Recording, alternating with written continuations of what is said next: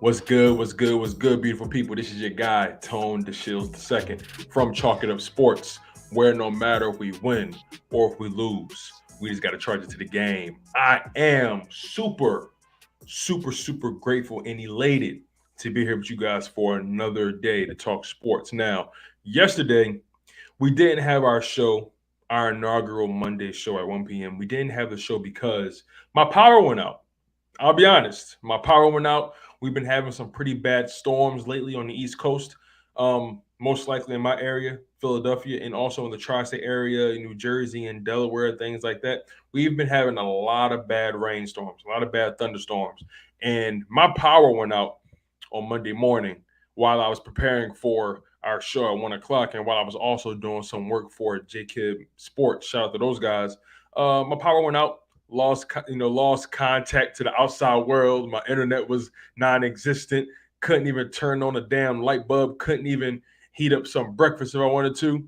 I had to settle for a bowl of cereal, even though I do love me a bowl of cereal. Don't get me wrong. I'm a sucker for a good old bowl of cinnamon toast crunch or some frosted flakes. I'm a sucker for it. You know what I'm saying? But overall, man, I'm just glad to be here with you guys, and I appreciate y'all patience. Today we have a really great show ahead for you guys, and trust and believe, this is something I take pride in. I have a special guest coming on at about 1:20, so make sure you guys stay locked in throughout the show to make sure you guys see who that guest is. I'm pretty sure you guys already know who the guest is because of the thumbnail, right? When you clicked on the live stream. But yeah, have a very special guest lined up for you guys. Marc Farzetta from the Farzy Show, also formerly used to host the Marc Farzetta Show on 97.5 The Fanatic, and also he does the post game with Derek Gunn and Devin Caney on JKib Sports. And he was also on day 2 of the JKib Sports Draft Special covering the 2022 NFL Draft. So make sure you guys stay locked in for Marc Farzetta. He's going to be our special guest coming in at about 1:20 p.m. And I'm looking forward to chopping it up with that guy. That guy is pure energy. That dude is pure excitement. And I just love the way he approaches dissecting the game. He's passionate. He gives you energy. He gives you emotion. He gives you analysis. And hate him or love him, you're gonna get these hot takes. And that's what I love about Farzy, man. Farzy is just a good dude. Had a pleasure of working with him in person and meeting him in person as well. And like I said, just an overall good dude. Just an overall good dude. But you guys, welcome to the show. Make sure you guys smash that like button. Also, make sure you guys subscribe to the channel if you're new. And also make sure you hit that notification bell. You see, the notification bell is magic. The notification bell makes sure that you know when I'm live, when I drop a video. I be dropping these premieres. I be dropping these live streams, these videos, these community posts. Make sure y'all stay keyed in because the content is coming at you in full force. I got some things lined up coming out later on to chop it up with you guys. Make sure you guys stay keyed in on those premieres. Make sure you guys interact in the premiere live chats. Make sure you guys interact in this live chat as well. So let's see who we got. We got 6 people on the live stream. Shout out to my man Bird Gang 31, good dude. Shout out to my man Drew Johnson. But yeah, I want to talk to you guys about something before Marc Farzetta comes on. What's going on, Ivan? How you feeling, my guy? I want to talk to you guys about something before Marc comes on. And I kind of dropped a video about this topic, I want to say over the weekend or on Sunday. Yeah, I dropped it at the top of the week on Sunday afternoon. And I had to ask you guys this question because I care about what you guys think, right? Who are the top 5 most important Eagles entering the 2022 season? I want you guys to really think about this question before you answer. I want you to rank them in the live chat 1 through 5.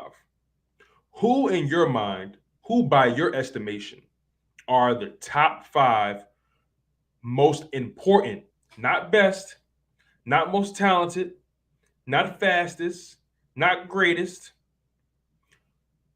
Who are the most important? Who are the 5 most important Philadelphia Eagles entering the 2022 season?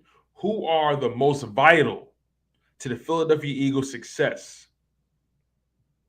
Whose production does the Philadelphia Eagles' success hinge on?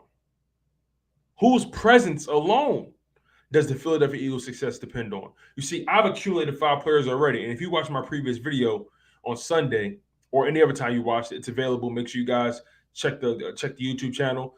Top 5 most important Eagles entering the 2022 season.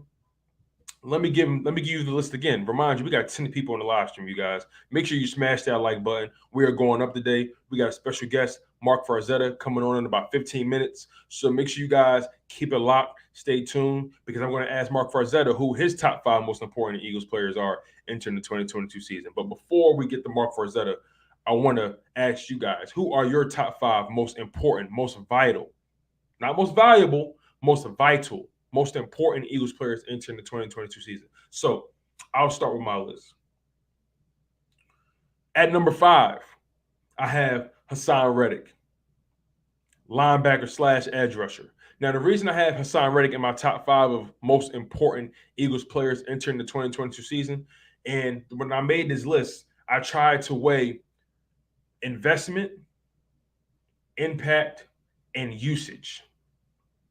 Investment being how much money we invested in that person or player, or assets, how much we invested in that player, be it money, be it draft picks, be it whatever.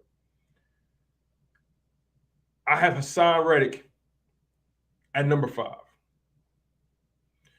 I have Haason Reddick at number 5 because the Philadelphia Eagles were ranked almost dead last when it came to putting pressure on the quarterback, when it came to actually putting hands and feet on the quarterback. When it came to quarterback sacks, the Philadelphia Eagles were ranked 31st in the NFL. Haason Reddick is someone who comes in having 2 double-digit sack years, back-to-back years with the Cardinals and the Panthers. He instantly improves the pass rush. And when the pass rush is successful, that makes the DB's job, the cornerback and the safety's job, that much easier.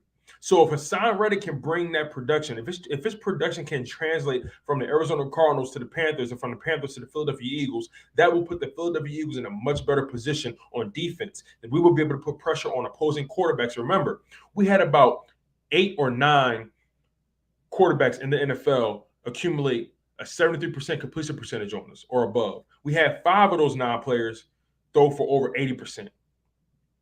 And one of those players threw for over 90%. That can't happen again. So Haason Reddick being the bona fide edge rusher, the bona fide pass rusher on the team, arguably the best pass rusher on the team, he has to get home. He has to wreak havoc.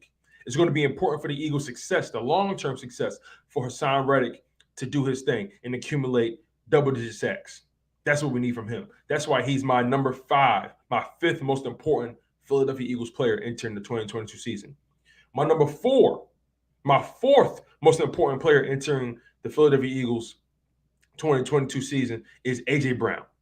Again, I weighed investment, I also weighed in usage, and I weighed impact. We invested a lot of money and draft picks into A.J. Brown so he can make Jalen Hurts' job that much easier. So we will be able to get a stronger indication of what we have in Jalen Hurts. $100 million, $25 million a year, about $60 million guaranteed almost. When you think about it from that perspective, we got a lot tied up in A.J. Brown. We have a lot tied up in his production. His production is vital for his team to be successful on offense. And, of course, we got Devonta Smith and Dallas Goedert. Those guys are going to benefit from A.J. Brown. That's another thing.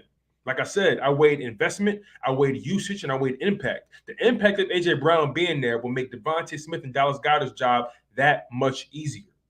We saw what Devonta Smith and Dallas Goedert can do on their own without an A.J. Brown. You add A.J. Brown to the fold, that's going to open the field wide open for Devonta Smith and Dallas Goedert.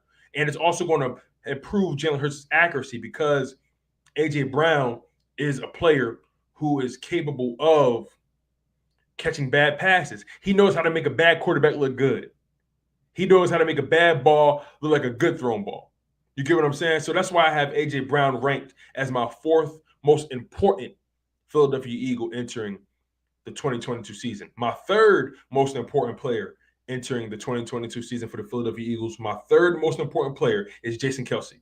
I understand this may be Jason Kelsey's last year in the NFL. This may be his last year playing for the Philadelphia Eagles, and I'm okay with that. But that doesn't diminish his value. That doesn't diminish what he means to this team in the long run. And also remember, I weighed investment, impact, and usage. His usage is so vital that when he's not on the field, the offensive line barely knows where they're going. Just his natural ability just to be able to snap the ball comfortably to the quarterback means everything. We saw what it looked like when Nate Herbig was back there snapping the ball with Jalen Hurts. Fumbles, high snaps, low snaps. We saw it. Jason Kelsey is the maestro on the offensive line. He makes sure everyone is in position to do their job. Also, Jason Kelsey has been the consummate professional, the Iron Man, hasn't missed a game for the Philadelphia Eagles. His presence keeps Jalen Hurts at ease. His presence keeps the offensive line at ease. Jason Kelsey is the conduit between Jalen Hurts and the offensive line.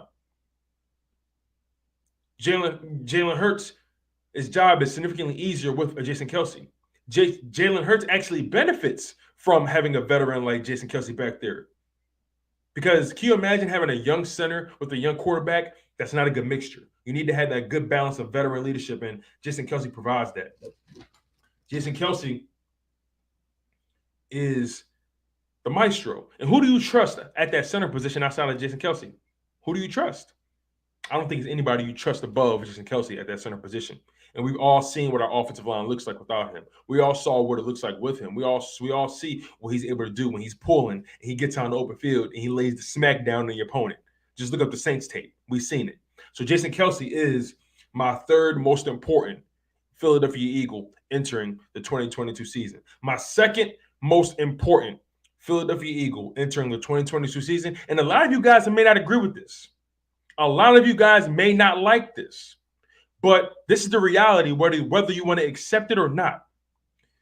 The second most important Philadelphia Eagle entering the 2022 season is Jordan Davis, the Georgia product, first round, 13th overall pick. Like I said, I weigh investment, impact, and usage. We invested a lot of draft capital to move up to get him. Right? We invested a lot to move up to get him. As far as his usage goes, he may not be there on third downs, depending on where you are. If it's a short yardage situation, you want him in.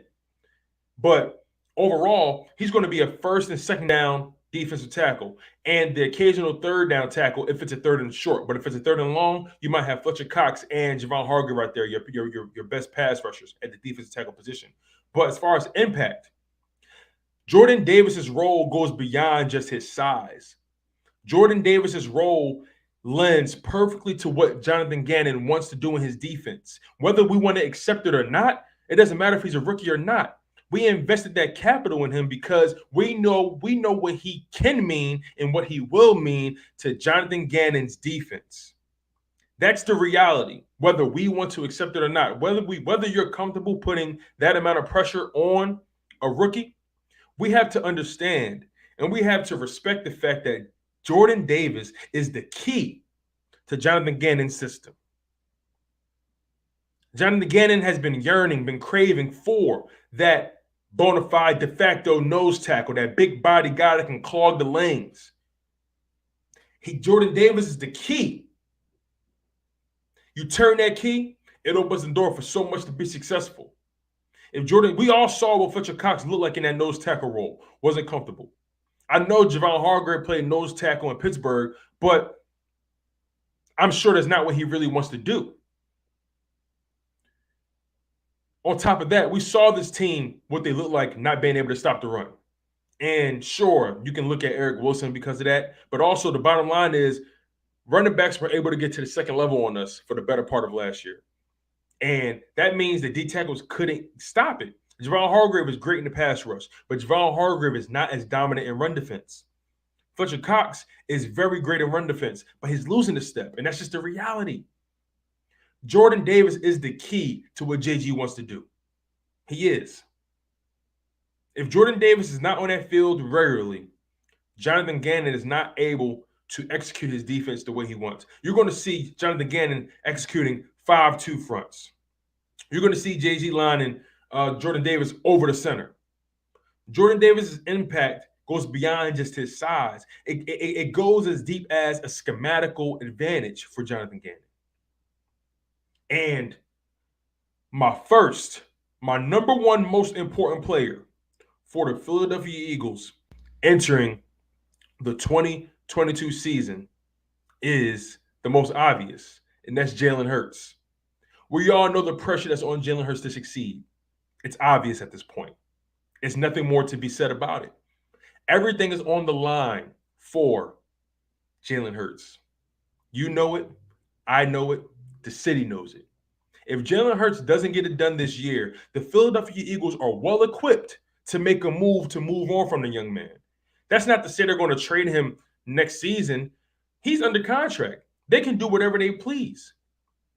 But if he doesn't show that he can definitively be the guy, if he can't show that he can get the ball to these weapons, because best believe they made all the necessary moves to put that man in position to succeed. I could care less if he's the most explosive runner. I could care less. You know why? Because that's what he's going to do. That's his natural gift. That's his superpower.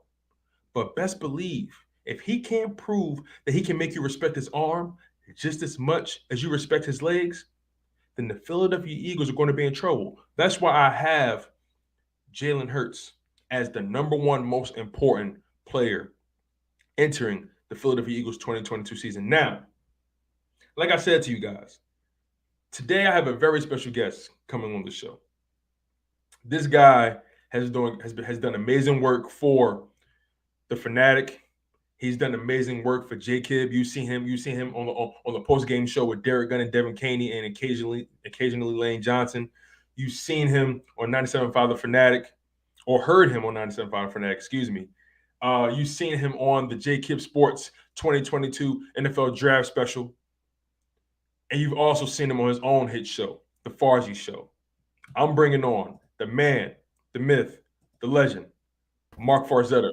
How are you doing, sir? Welcome to Chalk It Up Sports Daily. It is my pleasure and my great honor to be on with you. Thank you. And I always find it funny whenever people are introducing you, they're saying like really nice things about you. And then like you have to interrupt that. So don't mind me. By all means, please continue with how awesome I am. But go ahead. Well, listen, like I said, Marc Farzetta has one of the most amazing bald heads in the game right now. One of the most amazing. I had the pleasure of seeing it in person. One of the firmest handshakes. One of the most pleasurable, humblest guys that you can meet. Yeah. He is, like, as you see him here, what you see is what you get. So shout out to Marc Farzetta, a.k.a. Farzy, for being able to come onto the show, man. Truly, all jokes aside, I really do appreciate you for taking the time out. I know it's the afternoon, a lot's going on probably in your own professional life, so I appreciate you. No, it's my absolute pleasure. It was great to meet you in person down there at Ocean Casino Resort, man. It was great to see you face to face as opposed to like over an email or whatever it might have been. Definitely. So I appreciate having. And yes, I am. What you see is what you get. You get 100% bald head, bearded man. That's all charm and personality, baby. That's what I have to offer. That's what got me through my second year of kindergarten, and that is what I intend to give to you right now. For sure, man. For sure. So let's get right into it. Before you got on, I was talking to the people and I was sharing my list of the top 5 most important Philadelphia Eagles entering the 2022 season. Now, I had to make it clear, this isn't the top 5 best or the top 5 most talented or the top 5 guys you like or who's the most injured. No, this is none of those things. The most important to their overall goal, to their success, to them being able to execute what they want to execute.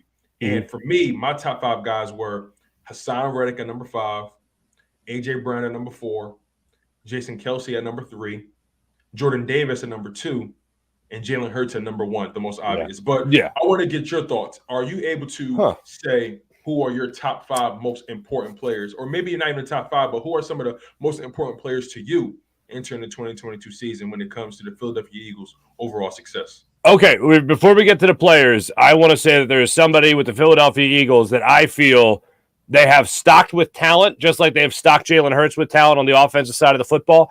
There is someone that I think is up against some pressure here. I think there is somebody here that needs to perform because they have gotten them the weapons that they have gotten him this offseason.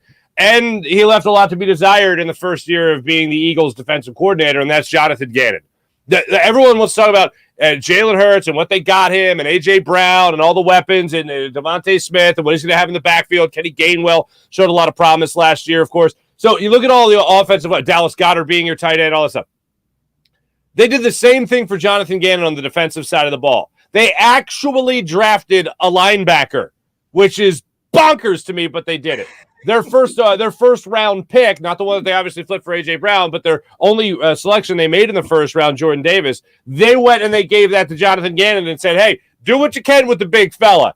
And Jonathan Gannon, so far, as we know, is going to be running more of a 3-4 defense than we have really seen here since the days of Chip Kelly. And I don't mean to bash that thought into people's brains or that memory, but that's really the stone-cold reality of it all. So right up there with Jalen Hurts, more or less, I have Jonathan Gannon up there is most important and also the most pressure on when it comes to the upcoming season.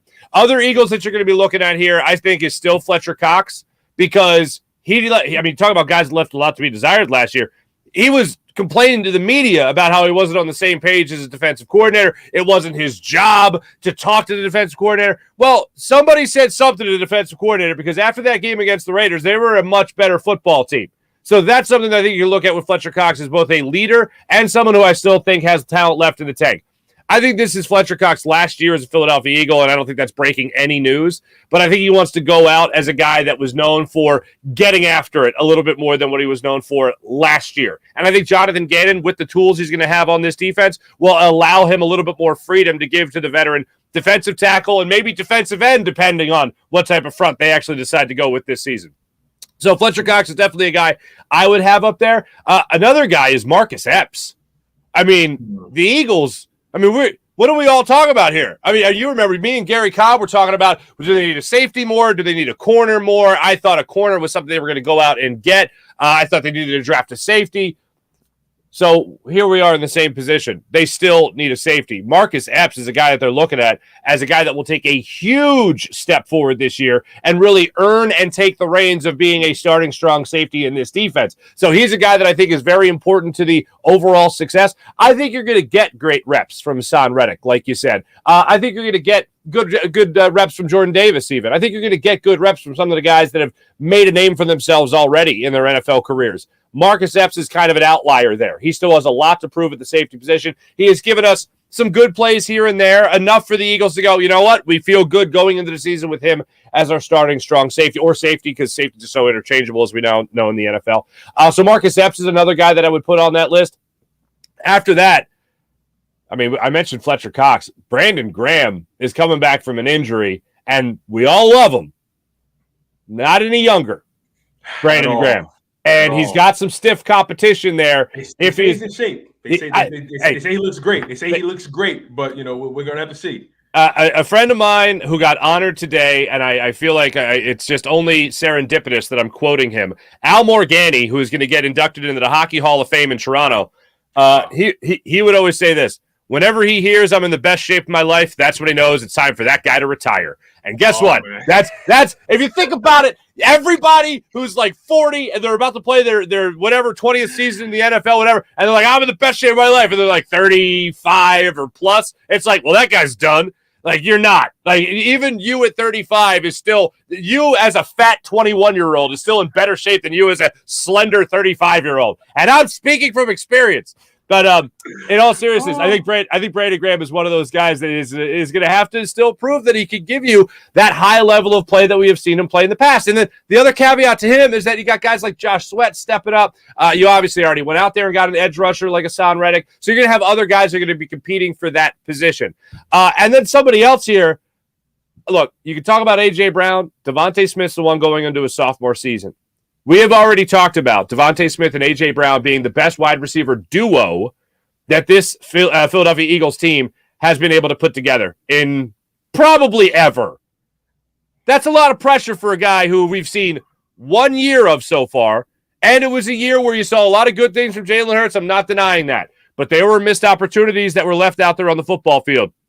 opportunities that you want to see Smitty, as he's become so fondly known, reel those passes in, take him the distance. We want to see him run every single route in the route tree. A.J. Brown talked last week about how he's been already able to do that. We knew about that coming into the league, so he was able to do that. Now I want to see the proof in the pudding. I want to see that consistently throughout an entire 17-game schedule. I want to see that. So those are the guys that I look at as the most important guys to really step up in this upcoming season for the Philadelphia Eagles.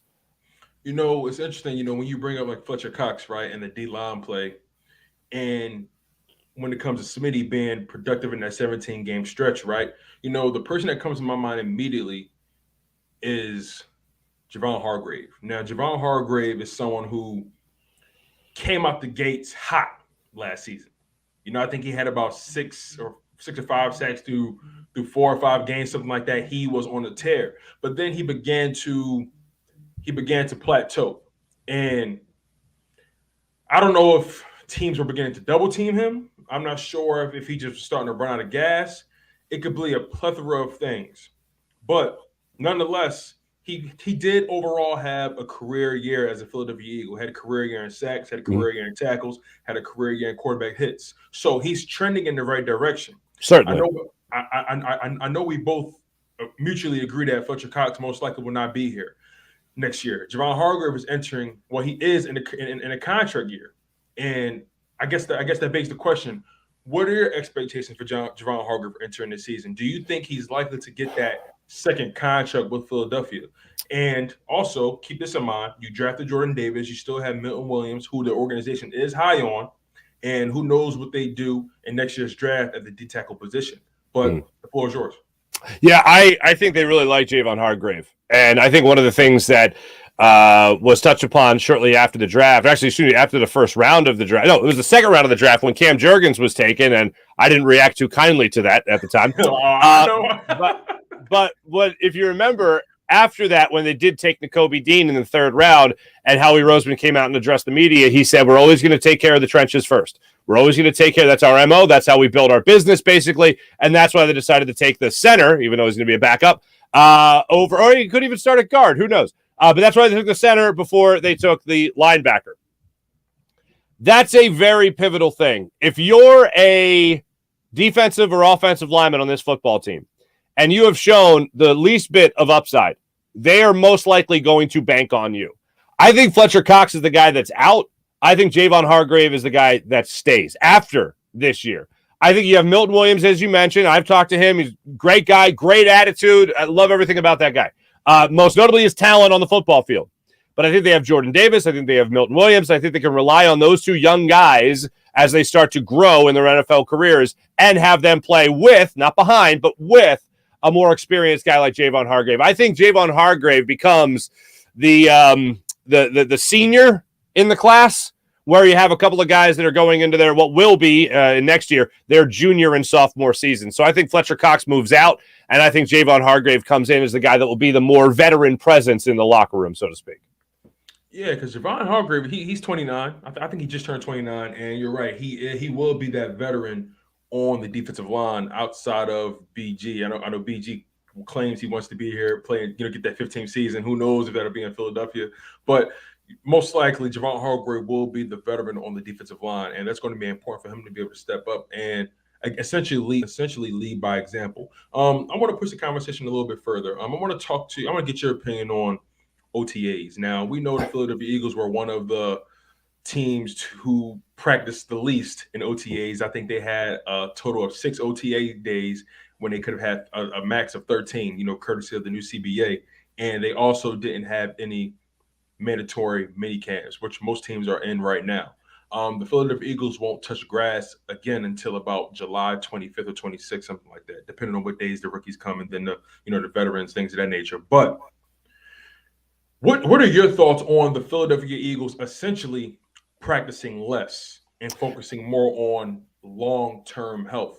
Yeah. I hate talking about football and having to remind people, because no one needs to hear it, that football is a tough sport. Football is a dangerous sport. Guys get injured. And it's hard to argue against a team in their second year with a head coach. It's not his first year with a head coach or a defensive coordinator. The coaching staff's back, so you don't really have many new installs as far as that's concerned. But I understand the caution about injuries. I think the Eagles, though, are being overly cautious about injuries. I think you got into football realizing it was a rough sport.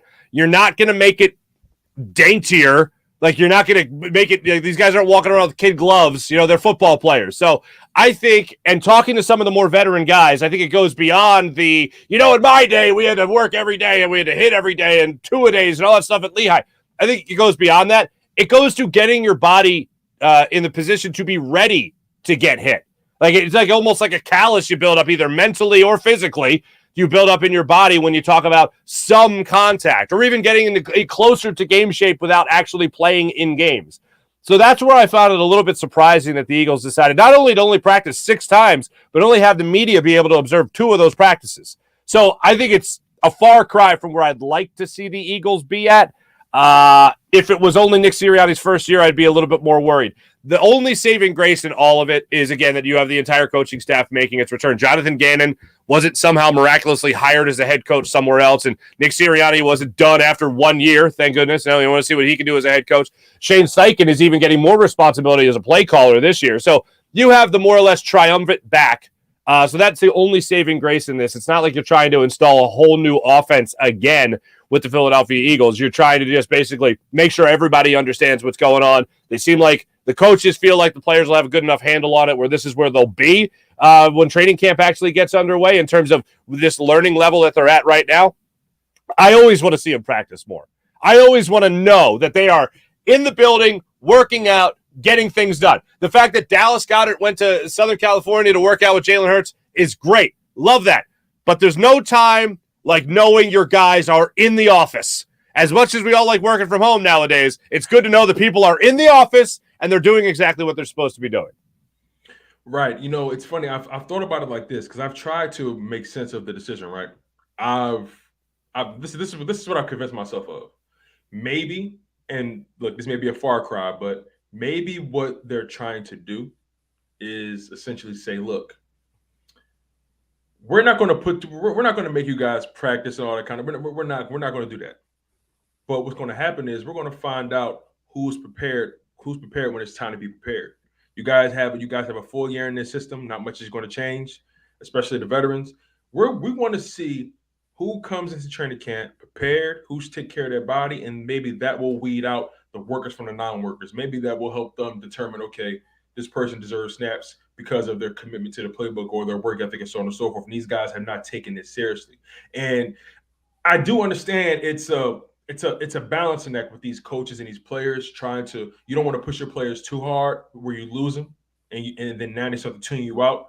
And then at the same time, you don't want to be too soft on them where they sort of lose respect for you, and then you can get muted out once again. So, what's your thoughts on that balancing act as head coach? Because Nick Sirianni has been, he's starting to he's starting to be more welcoming to the idea of what a head coach is, and that's balancing a lot. You saw that with him actually handing over some of the play calling duties to Shane Steichen. So what are your thoughts on Nick Sirianni as a coach in terms of balancing the players, their personalities, the practices, and also being comfortable with allowing Shane Steichen to take the lead when it comes to play calling? Yeah, I think it was Dave Zangaro of NBC Sports Philly that asked him the question about that play calling. Like, how do you put ego aside and let somebody else call the plays, especially if you're an offensive head coach? Like, this is not something that happens all the time where you're an offensive-minded head coach and then you're saying, thanks but no thanks, I'm not going to call the plays. Well, weren't you an offensive coordinator under Frank Reich? Don't you want to use some of that knowledge? It's like, yeah, his saving grace, to use that term again, is about what happens in the week leading up to the game. It's not about calling the plays in that moment. It's about putting the game plan together, scripting those first 15 with Shane Steichen and saying this is the direction we want to go. And then I'm sure on those crucial downs, the third and short or the 4th and 1, whatever it might be, you know who is going to be calling that play, and that's most likely going to be Nick Sirianni. As far as the overall mentality surrounding him in the locker room, there is zero argument, I feel, to say anything to the contrary of Nick Sirianni being a player's coach. When he had the growing flowers bit and I put my money on the table and I said, I'm out. No, thank you. Every player had his back. Some players even being offended as it came out in reports about people like myself taking it so negatively. For me, you know what? You know what else has roots? Oak trees. Be an oak tree instead of being a daisy. You know what I'm saying? That might sound a little bit more like football. But these younger guys, for whatever reason in the locker room, they looked at their head coach and they're like, hell yeah, man, we're a bunch of daisies. Let's go get them. Like the flower power, right? Yeah, exactly. Flower power, the whole thing that happened. Now, it didn't hurt also around that same time. You saw them play the Detroit Lions, and you started to see them play a more easy second half of the schedule, if you will.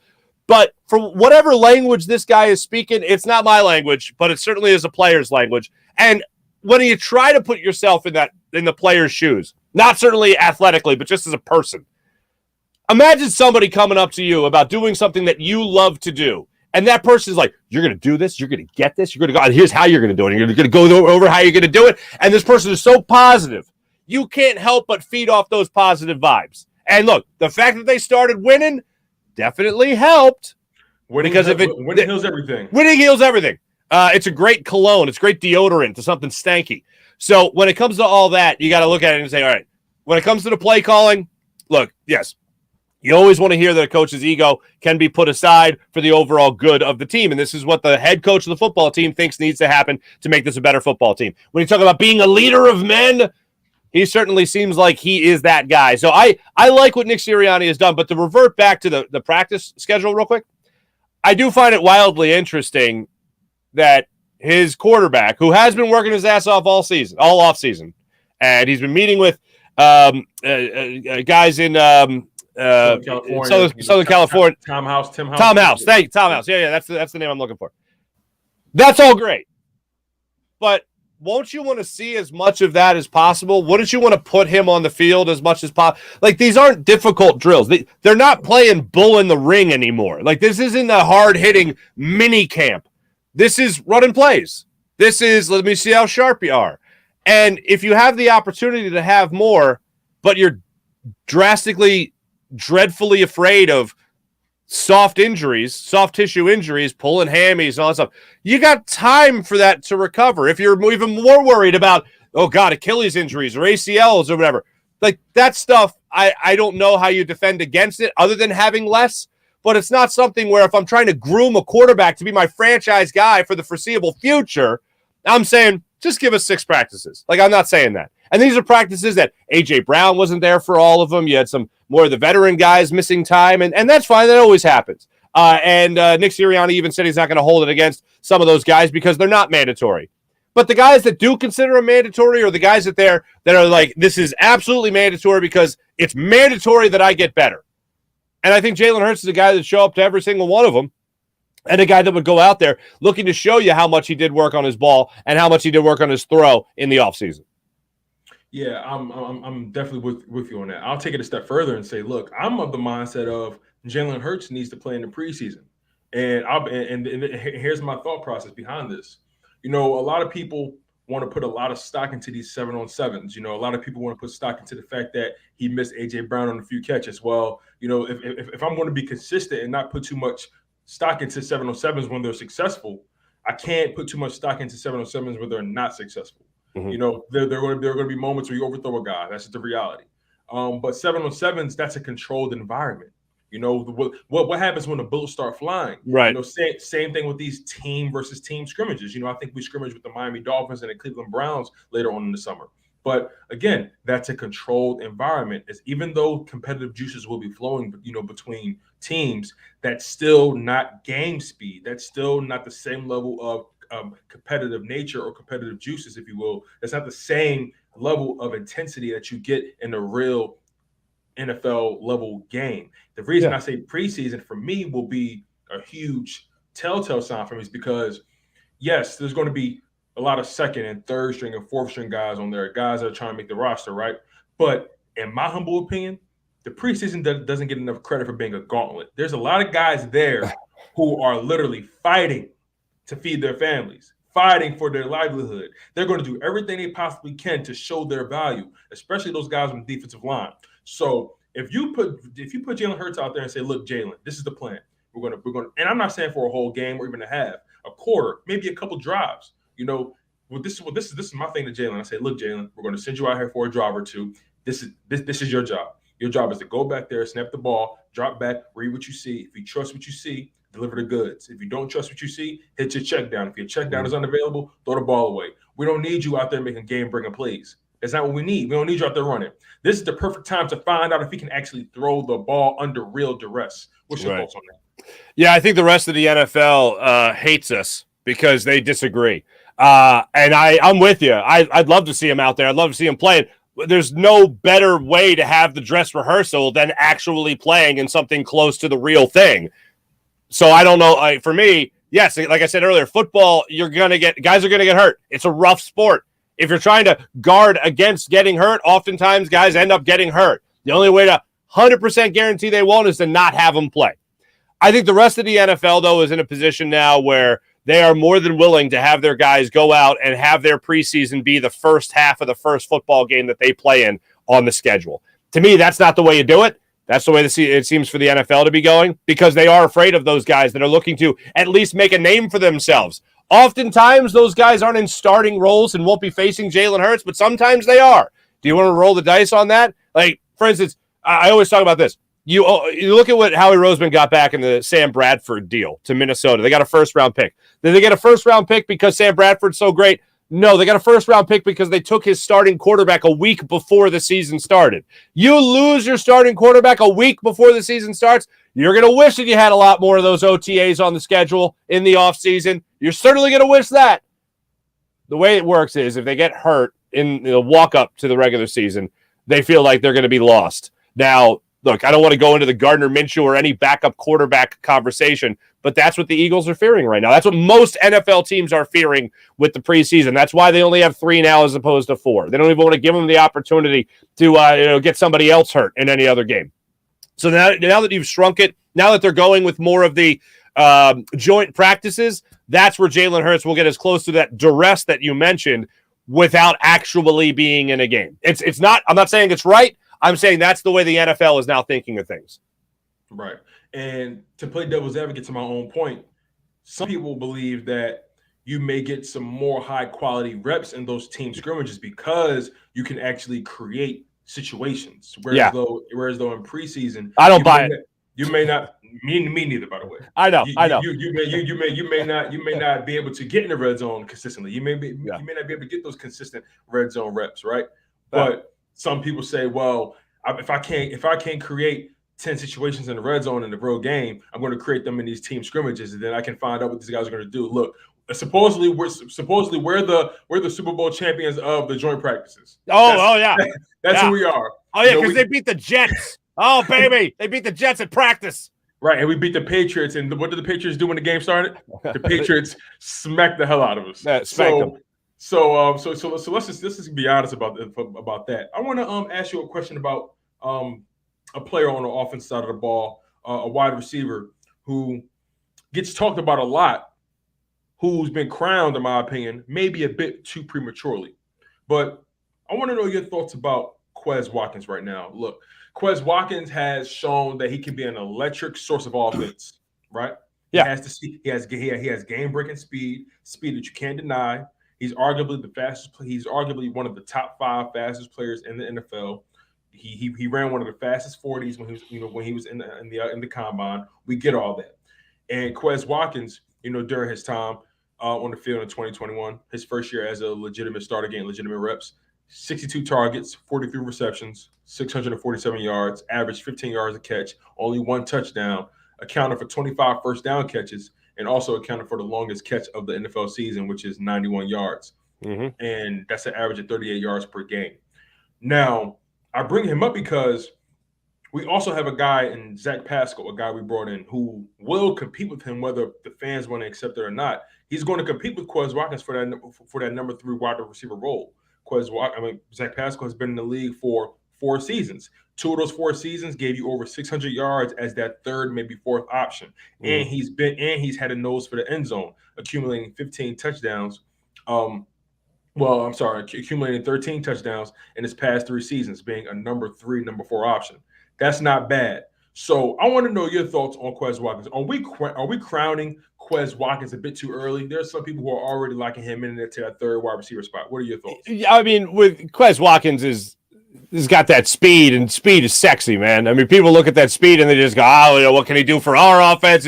Game breaking speed, all that stuff. But they also look at Jalen Hurts. And one thing I will say about Jalen Hurts, I just want to get this point in. Mm-hmm. I have zero issue with Jalen Hurts' arm strength because it is not an issue. His issue is accuracy. His issue is breaking down what's in front of him, taking him what the defense is giving him. The arms, he can get the ball there. I have no doubt. That throw that he made to Quez Watkins against the Kansas City Chiefs that you referenced earlier, the longest play in the NFL, that's a good throw. There were a number of other throws that were called back because his receivers ran out of bounds or dropped the football, whatever it was. But he has a good enough arm. Is his arm strength a huge plus? No, it's not. The accuracy is the bigger issue, and that's what I hope that he's working on. So if he is going to hit Quez Watkins down the field when he's streaking down the field, right, that's what you want to ultimately use Quez Watkins for. Hopefully you have a quarterback that is going to hit him accurately down the field, and that's where you'll see the most from Quez Watkins. Now, to answer your question directly, yes, I do think he is being crowned too prematurely because you're not just talking about speed here, and you're not just talking about the more veteran accolades that a guy like Pascal has, for instance. What we're talking about right here is also his relationship with Nick Sirianni that is pre-existing his time here in Philadelphia. Really quickly, two of his best seasons came while Nick Sirianni was in Indianapolis. The moment Nick Sirianni left, his numbers took a little bit of a dip. So, yeah, I'm with you. It's one of those things that it's tough. But yeah, I think yes, I think he's the favorite. I think his relationship with Jalen Hurts ultimately will put him in that third receiver spot. But I think other guys that are going to come in here and have an opportunity to compete for that spot will also be vying for Jalen Hurts' eye and the ball from Jalen Hurts' hand, obviously. So for me, I think a lot of it comes down to the pre-existing relationship that'll give him that opportunity. But when it comes to Quez Watkins, I think his pre-existing relationship with Jalen Hurts is ultimately what's going to trump the rest of it. Right. And, one of the subscribers, he says, if Pascal can beat out Quez, all power to him. But I do believe, because I do believe Quez has proven he's a real threat at this level. Sure, I'm with you, JB. Shout out to my man Jeremiah Butler. I do believe Quez has shown that he can be a threat on this level. We've seen it, right? But also, is Quez really a natural slot receiver? Not necessarily. Because of his speed, he's someone you like on the boundary. Zach Pascal, on the other hand, because of his size, being that 6'2", 215, 220-pound big body, he is able to essentially box out the defenders from stopping him from getting to the catch. And what I anticipate, I actually anticipate Nick Sirianni and those guys using Quez and Zach Pascal in a utility role. Depending on where they are on the field will determine which one of those guys are on the field. Yeah. So if the closer you get to that red zone, I think the more likely you'll begin to see Zach Pascal. The further you are away from the end zone, I think you're going to start to see more Quez Watkins because his speed can stretch the field. Which sounds good. Sounds good to me. I mean, you're looking at a couple of like 6'1" guys with AJ Brown and Devonta Smith. Devonta Smith more of the slender, AJ Brown more of the bulk. Quez Watkins, he's a tiny little guy. And then you're looking at a guy like Pascal who can, yes, go up and get it for you in the end zone. In a much lesser role, not at all. I'm not saying he's going to give you what Alshon Jeffrey gave you, but it's similar to Alshon Jeffrey. The speed isn't there like it was for Alshon either. But I think in the red zone, you're going to be looking at him as your target. Okay. And, I have a couple more questions for you that we're going to start to close it out. Over the weekend, we had the pleasure of witnessing damn near, I guess you'll call it track and field history. Oh, man, yeah. And Eagles wide receiver Devin Allen, he won the 110-meter hurdles at the USATF New York City Grand Prix.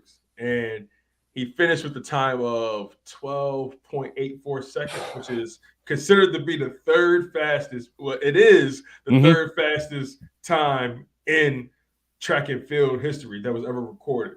He was just 400ths, not 4 seconds, 400ths of a second off from the world record. When you think about regular life, 400ths of a second means nothing, right? but in that arena, 400ths of a second is everything. Oh, yeah. It's like a mile. Yeah. And the kid is 27 years old, signed a 3-year contract with the Philadelphia Eagles. Clearly, they understand that maybe he may not see the field this year, but they invested that, I guess you'll call it a long-term deal to see if he can find a way to break through. What's your first, for one, what were your thoughts when you heard this news about him coming third all time in the 110-meter hurdles? And also, do you think we may see him on the field this season? I don't think we'll see him on the regular season field this season. Okay. I think we'll see him in the preseason, but I don't think we'll see him in the regular season. I think they know what they got. They got a project, is what they got. They got a guy with great speed, obviously great agility for jumping over those hurdles. I think that, like you said, he is an investment right now. They're buying low and hoping that they can cash in high, whether that's selling him in a trade, whether that's putting him out there on the football field, and all of a sudden he looks like a guy that could have been a third-round pick even, right? I don't have high expectations. I wish him all the best. I want to see him out there and do everything great. But I will say, have you ever tried to hurdle? I have, but I can't do it without putting my hand on the It's damn near impossible. So him with that should be enough accolades. He has earned every accolade in track and field, and I am rooting for him to earn every accolade that he can in football. I'm just not huge on it, but hey, look.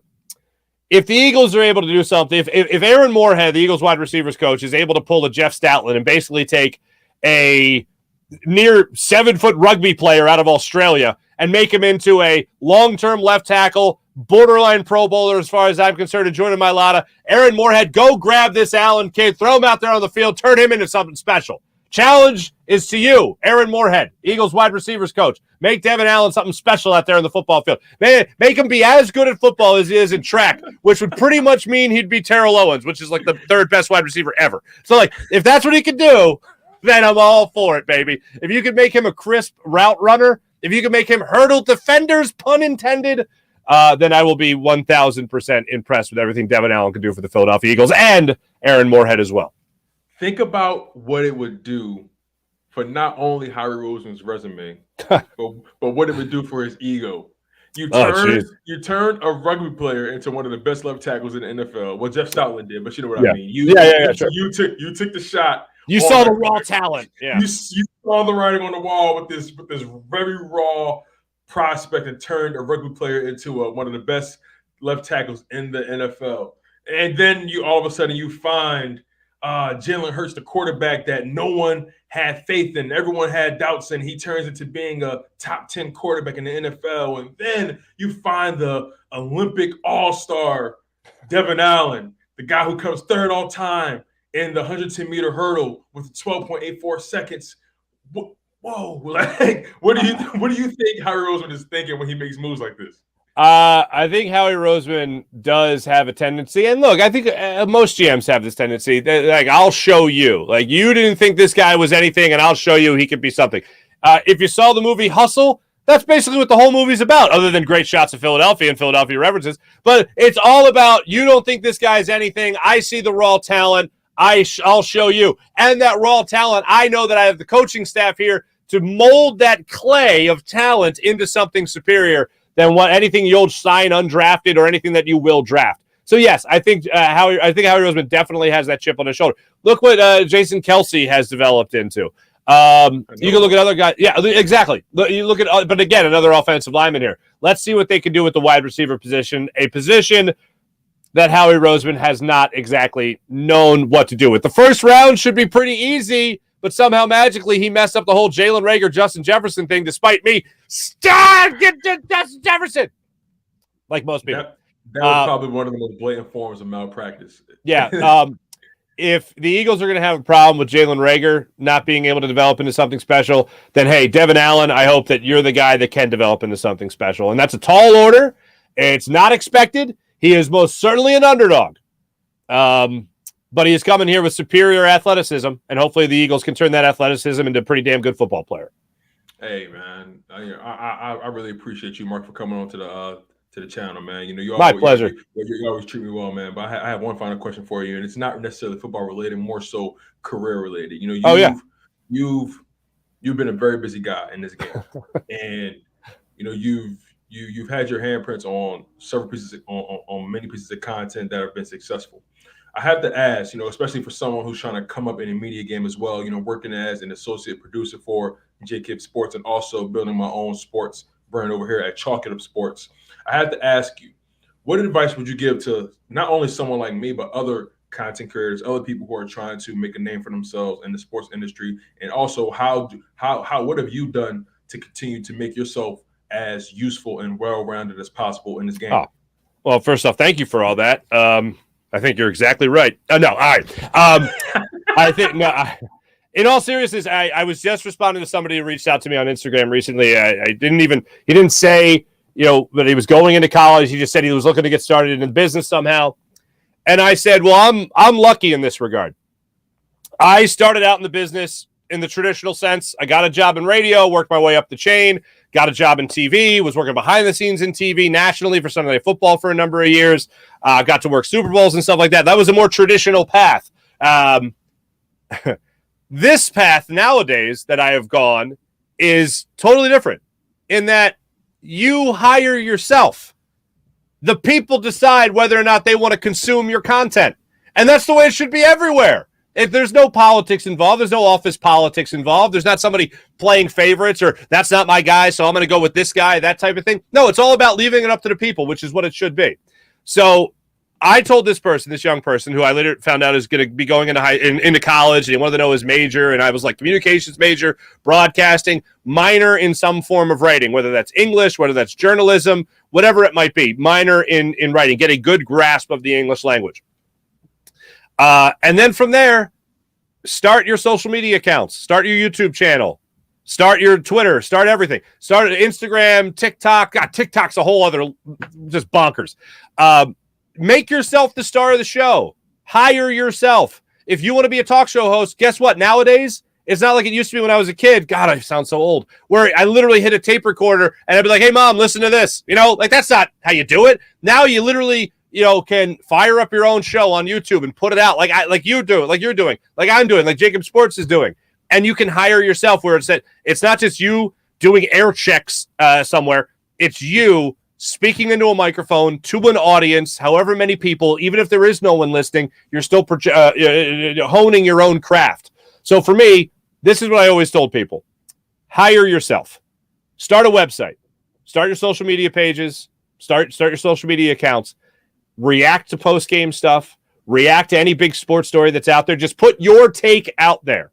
And I know that people are always guarded when they hear the word take because they immediately think hot take, but I'm not even talking about that. Just if you feel like you have something to say, get a platform and shout it from the rooftops. It's never been easier to do that ever in the world than it is right now. So, look, 20 years ago, almost now, 18 years ago when I graduated college, that was the first thought. I was, I got to get somebody else to tell me, here's a microphone and you have a job. Now it is build your own brand. That's a very real thing. Sell your advertising, monetize on those platforms, and there you have your job. I know people that have gotten, 100,000 TikTok followers, and now that's their job. You can hire yourself nowadays. You have the power if the people want to consume your content, and that's all you got to do. You got to at least get it started and see how it goes. So I recommend for everyone to try and get ready to work your ass off. Man, it's so funny you say that because went to school for communication studies, majored in radio and television broadcasting, did college radio, obviously put my resumes out there, went on interviews, didn't get the gig, but I continued to bet on myself. And I told myself, okay, I may not be in college anymore, but what can I do? I'm going to create my own platform. I'm going to invest in my own equipment, and honestly, sometimes all it takes is a cell phone and a pair of earbuds, and you just put yourself in a nice background and you just go. And yeah, a lot of people psych themselves out before they even get started. They think, well, no one's going to watch. Well, duh, you just started. No one knows who you are, but you have to continue to keep putting your foot to the pavement and grinding and grinding and grinding. And I can honestly say I'm a true testament of continuing to work and putting in the grind. I graduated college in 2017, and in 2022, I got my first big opportunity working with Jacob, and now I'm taking it and running with it. And I'm still building my own thing. And it's one of those things like. If no one's going to believe in your vision unless you believe in your vision first. And I feel like you have people out here who they want you to buy into them when they haven't even bought into themselves. 100%, man. 100%. No, that's a great message to everyone that's looking to get started. That's the way to do it. Definitely, man. And once again, Farzy, Marc Farzetta, my man, you have been more than a pleasure coming onto the channel. I'm super grateful to you. Super grateful for your time. We're definitely going to connect again.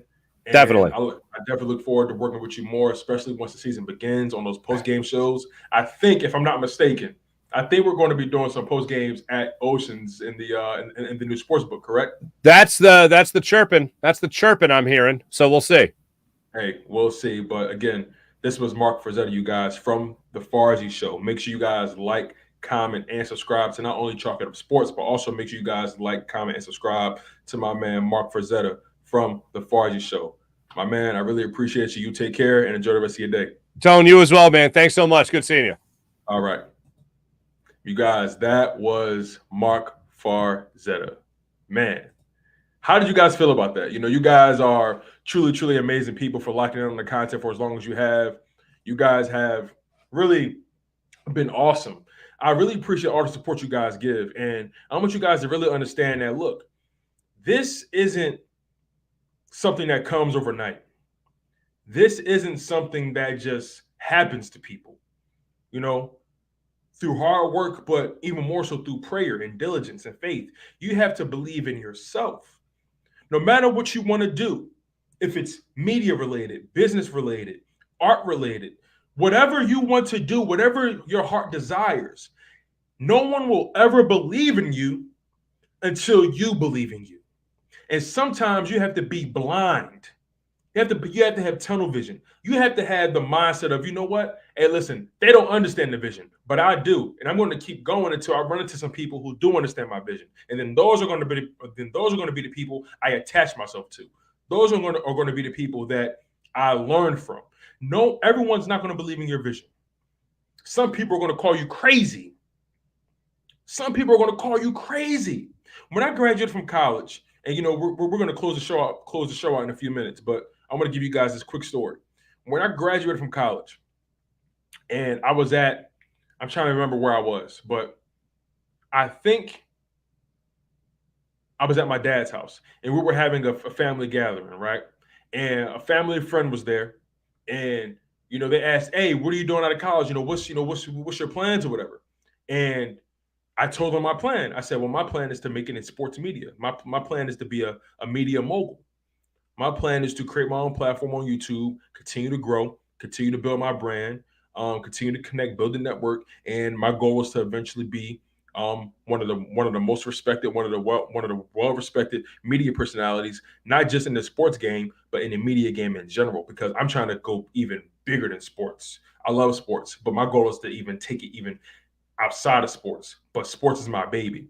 But back to the story, when I told that person my dream, my vision, my plan, what I was building, what I was working on, the look on their face was one of the most unsettling looks I've felt. And it was somebody I care about. And look, I don't blame that person at all. I don't fault that person because they don't understand. They didn't understand. There's some people who just don't understand your vision. Don't take it personal. Don't take it personal when someone just doesn't understand your vision. It's not their vision. It's not meant for them to understand. It's meant for you to understand. It's meant for you to execute. And when I had that conversation with that person and I explained to them the vision and I saw their face, and one of the first things they asked me was, well, is there money in that?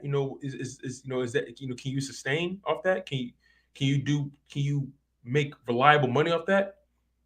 And my response to them was, well, no, it's not reliable. It's not something that you can just instantly make money in. You have to earn your way. You have to earn your keep. You have to put in those man hours. You have to put in that sweat equity. And that was one of the most motivating things I've ever experienced. Not because of what they said to me or what they didn't say to me. It was because I felt in my heart, I felt my purpose. And each and every day I wake up, I got to get it. Each and every day I wake up, I tell myself, I got to get it. And I refuse to be denied. And neither should you. Everyone's not going to believe in your vision. And that's okay. Don't fault them for it. Don't fault them for it. You take what they say, you brush it off your shoulder, and you keep grinding and keep putting that sweat equity in. Because at the end of the day, your vision, your commitment, your passion is all that matters. I'm your humble host, Tone DeShields II from Chalk It Up Sports, where no matter if we win or if we lose, we just got to charge it to the game. You guys were joined by Marc Farzetta from the Farzy Show. Make sure you guys like, comment, and subscribe. One love. Stay humble. Stay healthy. And most importantly, stay hungry.